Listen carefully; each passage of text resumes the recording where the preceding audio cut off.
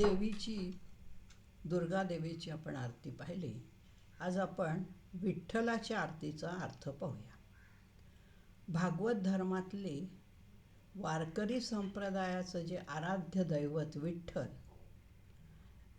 या विठ्ठलाला पुंडलिकाने विटेवर उभे राहायला सांगितले. ती कथा आपल्याला माहिती आहे.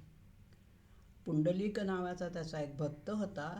त्याच्या या सेवेवर, आईवडिलांच्या सेवेवर प्रसन्न होऊन भगवंत तिथे आला. त्या गोष्टीला आता 28 युग लोटलेली आहेत.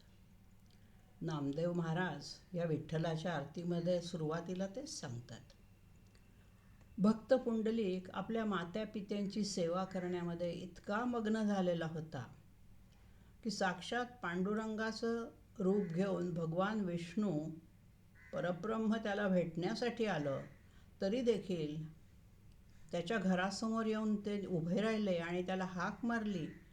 सांगितलं की मी तुला भेटायला प्रत्यक्ष आलेलो आहे, तू ये बाहेर. त्यावेळेला पुंडलिकाने जवळच असणारी एक वीट त्याच्या बाजूनी सरकवली पुढे आणि म्हटलं की मी माझ्या आईवडिलांची सेवा करतोय, ती झाली की मग येतो तुला भेटायला, तोपर्यंत या विटेवरती उभा राहा. आईवडिलांना झोप लागली. मग तो बाहेर आला. बघतो तर काय, तिथे विटेवरती मृण्मय मातीचं एक रूप त्या ठिकाणी त्याला तयार झालेलं दिसलं. पांडुरंग वाट बघून बघून शेवटी त्या विटेवरती उभे होते ते निघून गेले आणि त्यांनी आपली त्या ठिकाणी अंशात्मक मृण्मय मूर्ती ठेवली. म्हणजेच या कथेतून आपल्याला काय लक्षात येतं की पुंडलिकाला आपल्या आईवडिलांची सेवा ही जास्त महत्त्वाची वाटली. त्यात खंड पडू नये म्हणून त्यांनी विठ्ठलाला सुद्धा बाहेर थांबायला सांगितलं. म्हणजे प्रत्यक्ष परब्रह्म त्याच्याजवळ आलं तरी त्यापेक्षा त्याला आईवडील जास्त श्रेष्ठ होते, हे या कथेतून दाखवायचं आहे. आता एखादा वाट बघताना आपण कमरेवर हात ठेवतो, तसे ह्या विठ्ठलाने आश्चर्य वाटलं त्याला पुंडलिक बाहेर आला नाही याचं, आणि म्हणून दोन्ही कमरेवर हात ठेवून दोन्ही हात आपल्या कमरेवर ठेवले आणि तेव्हापासून तो त्या विटेवरती आजपर्यंत उभा आहे, अशी ही नामदेवाने सांगितलेली कथा आहे.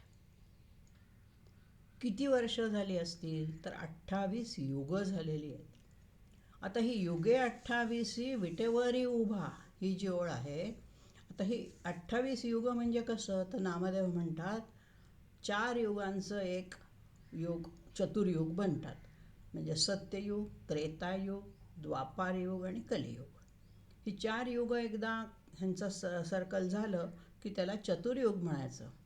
एका मन्वंतरामध्ये अशी 4 युग असतात.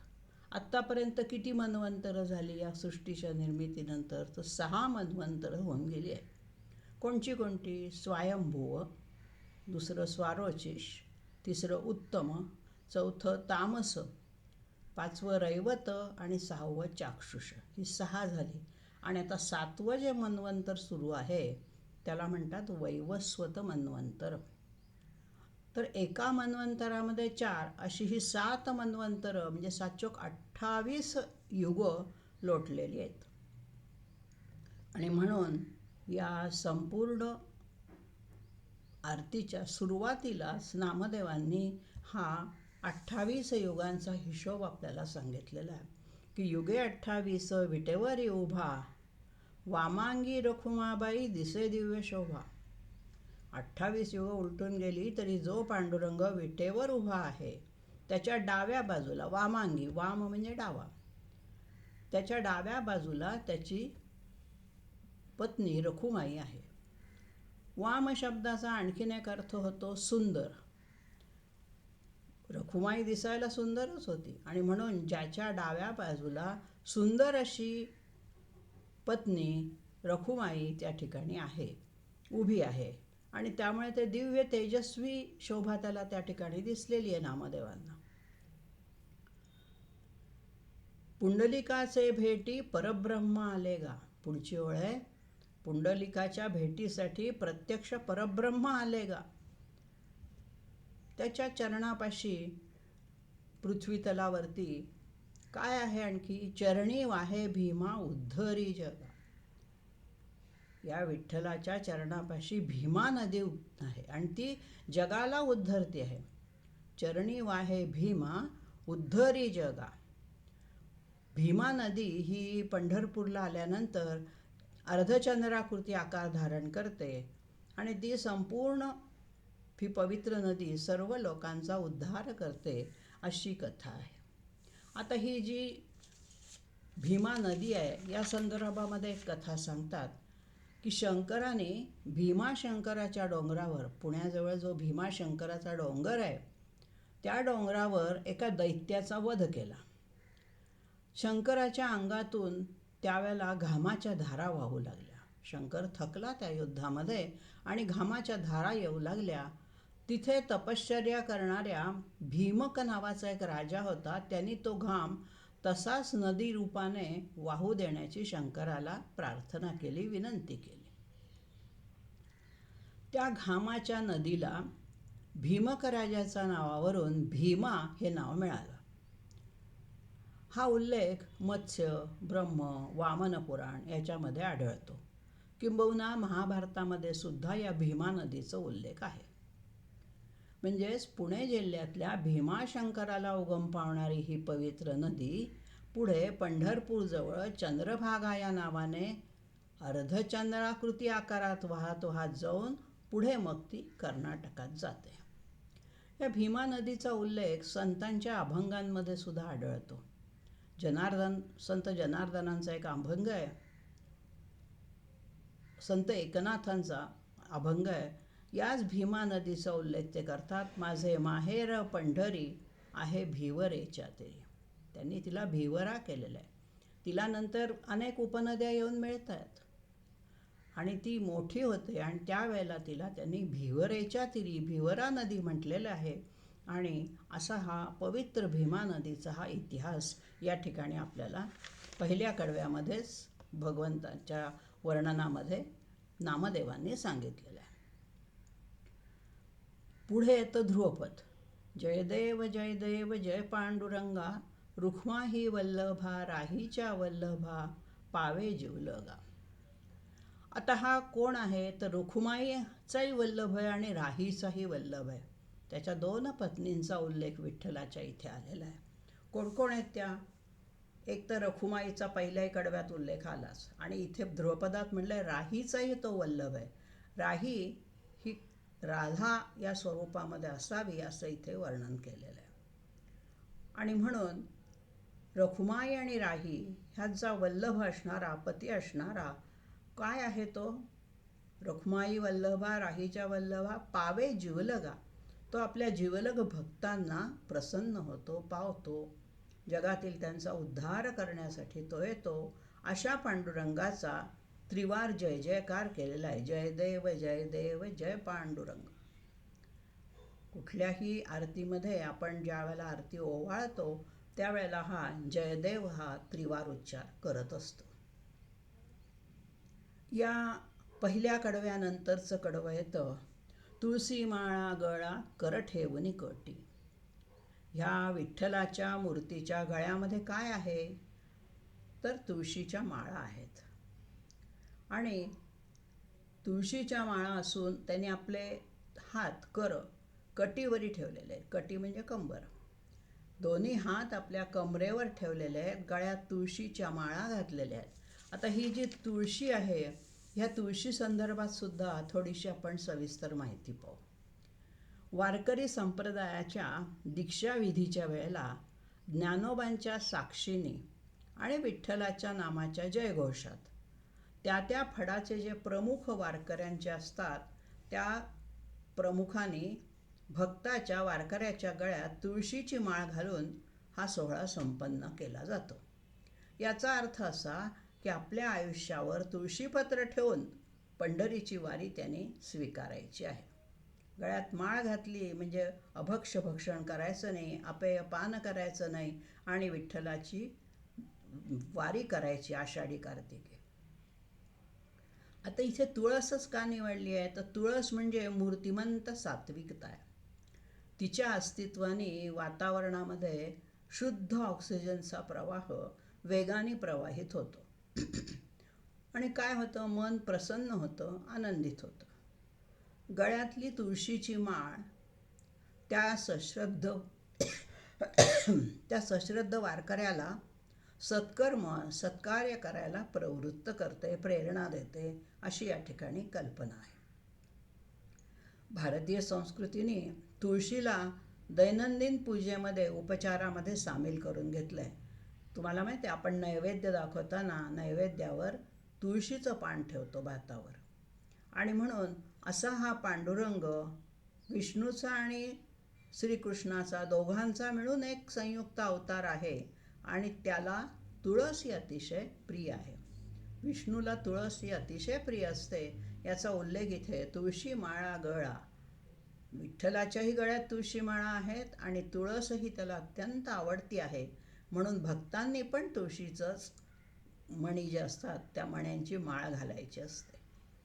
जी पांढरी आपल्याला मण्यांची माळ दिसते ती तुळशीच्या बियांच्यापासून बनवतात.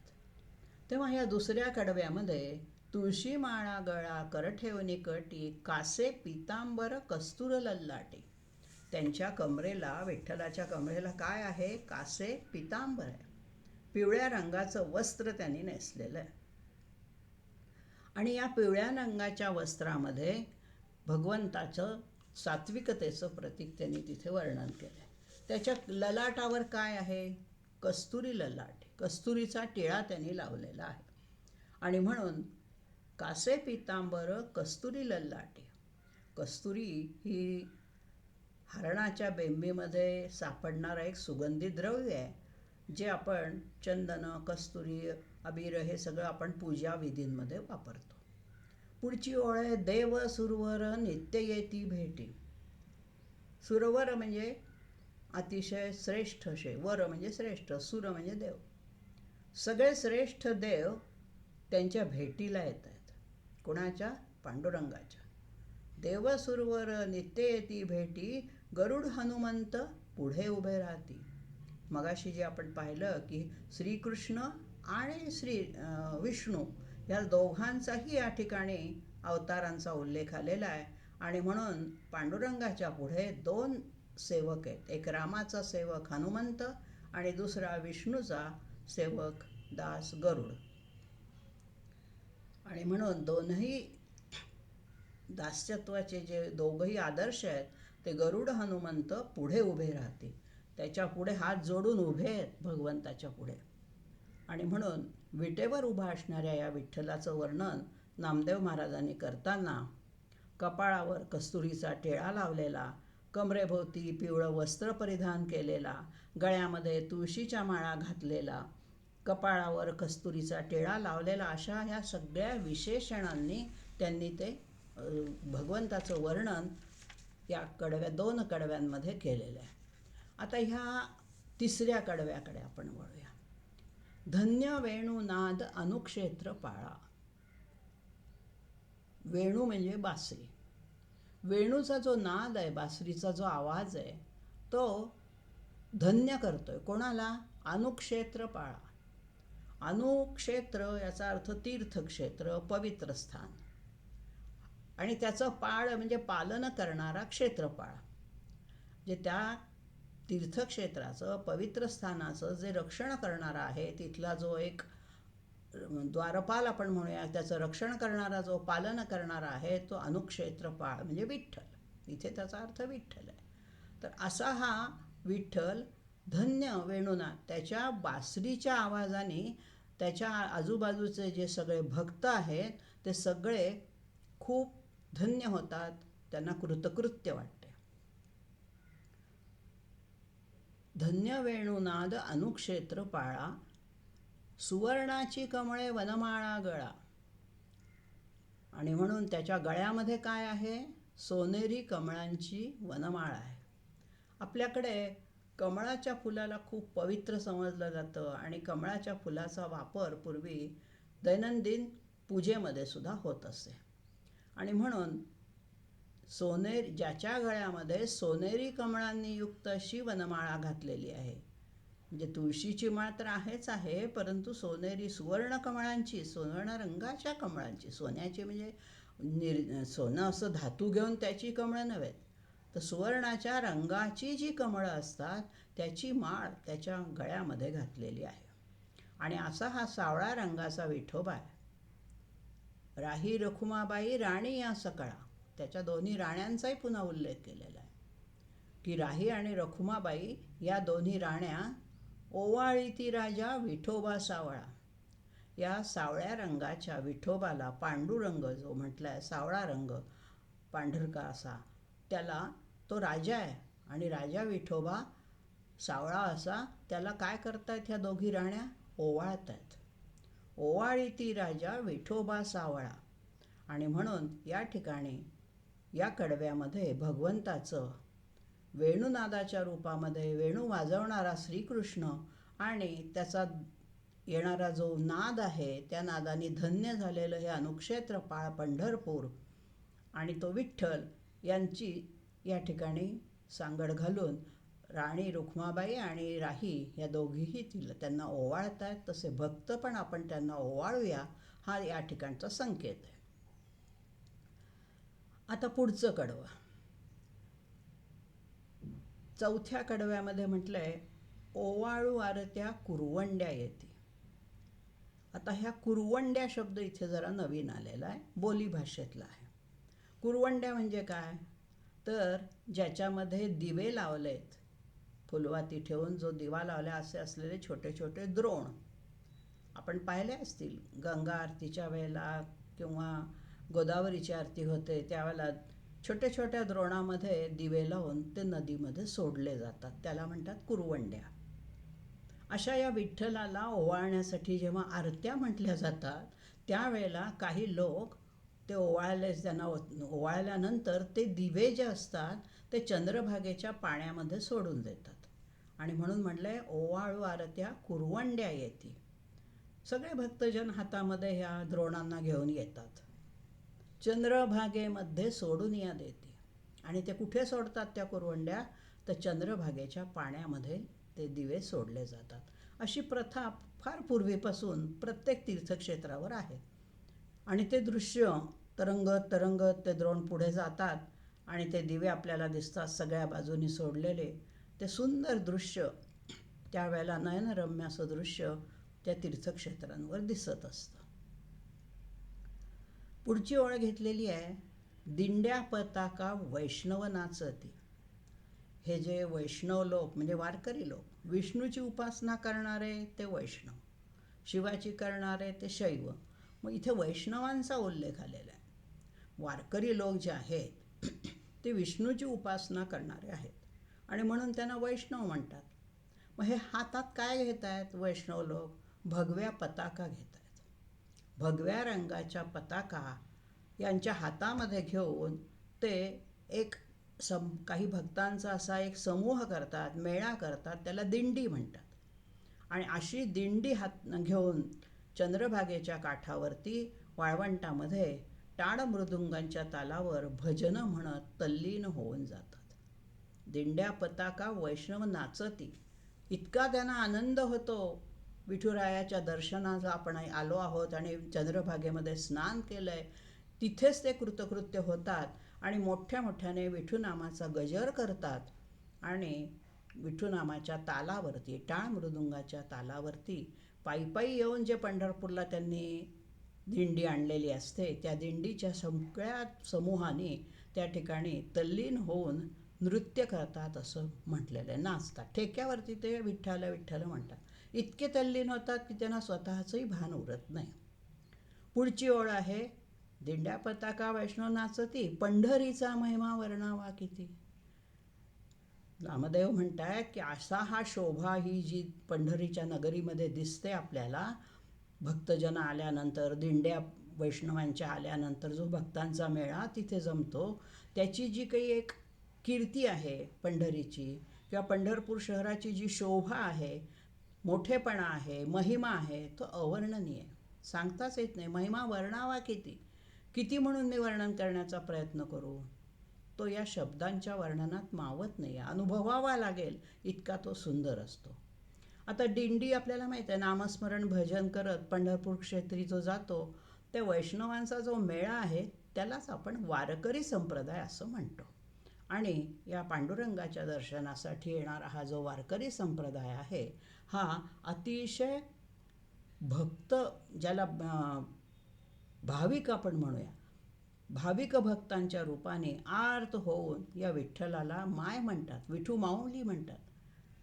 आई इतकं प्रेम भगवंतावर ते करतात आणि आईने पण आपल्यावरती तसंच माया प्रेम राहू द्यावं अशी त्याला विनंती करतात. देवतेला मातेचं रूपक चढवलेलं सगळीकडे आपल्याला दिसतंच. आणि म्हणून अशा या विठ्ठलाच्या आरतीमधलं तिसरं कडवं आपण पाहिलं. 3 कडवं झाली. चौथ्या कडव्यामध्ये कुरवंड्या आल्या. आता 5वं कडवं. 5 कडव्यांची ही आरती आहे. या पंढरपूरच्या पांडुरंगाच्या दर्शनासाठी येणाऱ्या लोकांचंच पुन्हा वर्णन आहे या 5व्या कडव्यामध्ये. आषाढी कार्तिकी भक्तजन येती. हे जे भक्त आहेत हे एरवी तर येतात, पण खास करून आषाढी एकादशी आणि कार्तिकी एकादशी. आपल्याला माहीत आहे, आषाढी एकादशीला चातुर्मासाची सुरुवात होते आणि कार्तिकी एकादशीला हा समाप्त होतो चातुर्मास. तेव्हा ह्या 4 महिन्यांमध्ये आपल्याला ऊर्जा मिळावी यासाठी लोक त्या ठिकाणी पंढरीची वारी करतात. आणि म्हणून आषाढी कार्तिकी भक्तजन येती. पांडुरंगाच्या दर्शनासाठी दरवर्षी आषाढी एकादशी आणि कार्तिकी एकादशीच्या दिवशी अगणित भक्तांचा समुदाय पंढरपूरला अमाप गर्दी होते. पंढरपूरचं क्षेत्र हे भक्तांच्या गर्दीने फुलून जातं असं त्या ठिकाणी म्हणायचं. आषाढी कार्तिकी भक्तजन येती, चंद्रभागेमध्ये स्नान जे करती. पवित्र नदीमध्ये स्नानाचं काय महत्त्व आहे हे या भक्तांना ठाऊक आहे आणि म्हणून ते पायी येऊन जे थकलेले असतात, तो चंद्रभागेमध्ये स्नान केल्यानंतर त्यांचा थकवा पूर्णपणे जातो आणि त्यांना मंदिरामध्ये जाण्याची ओढ लागते. आणि मग काय होतं? पुढची ओळ म्हटलेली आहे, दर्शन हेळा मात्रे तया होय मुक्ती. दर्शन हेळा मात्रे. हेळा मात्र म्हणजे अतिशय कृपा कटाक्षाने, लवकर. दर्शन घेता क्षणी असा त्याचा अर्थ करायचा. दर्शन हेळा मात्र. हेळा म्हणजे क्षण. तो त्या क्षणातच तया होय मुक्ती. त्यांना मुक्ती प्राप्त होते. त्यांच्या सगळ्या वासना सगळ्या तृप्त होतात. शेवटच्या ओळीमध्ये केशवासी नामदेव भावे ओवाळीते. नामा म्हणे अशी नाममुद्रा न घेता या आरतीमध्ये नामदेव म्हणतात की ह्या केशवाला नामदेव भावपूर्ण अंतःकरणाने आरती ओवाळतोय. म्हणजे काय? विठुरायाच्या केवळ कृपा कटाक्षाने जर भक्ताला मुक्ती मिळते, असा इतका आपला हा विठुराया कनवाळू आहे, प्रेमळ आहे, भक्तवत्सल आहे.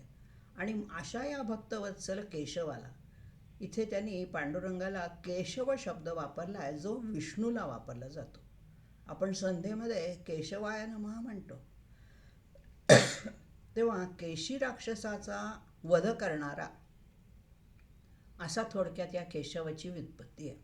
आणखीन केशव म्हणजे ज्याचे केस कुरळे आहेत असाही तिथे अर्थ निघतो.